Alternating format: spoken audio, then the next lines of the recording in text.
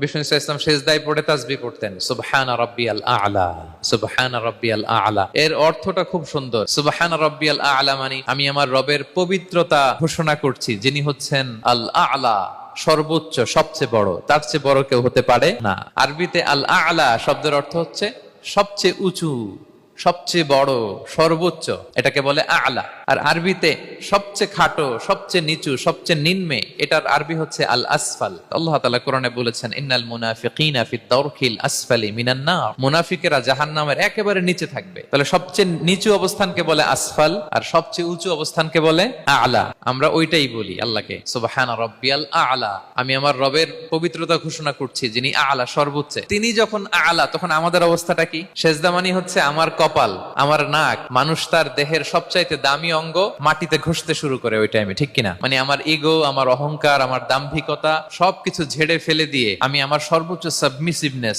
Loyalty, আনুগত্য, humbleness, বিনয় আল্লাহর কাছে দেখাচ্ছি। সেজদায় আমরা যত ছোট হই, এর চেয়ে ছোট আর হওয়া যায় না।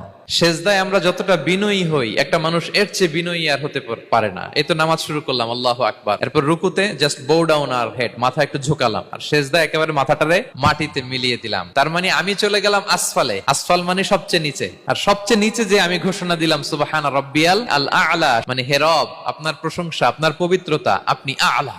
আল্লাহ, আমি আর নিজেকে এর চেয়ে তুচ্ছ করতে জানি না, এর চেয়ে ছোট আর করতে পারি না। আমি আমার নিজেকে উজাড় করে দিলাম, সবচেয়ে ছোট, তুচ্ছ, নগণ্য করে আপনার সামনে উপস্থাপন করে আমি ঘোষণা দিচ্ছি সুবহানা রাব্বিয়াল আ'লা। পবিত্রতা সেই রবের যিনি আ'লা, সর্বোচ্চ। সুবহানাল্লাহ পড়ে।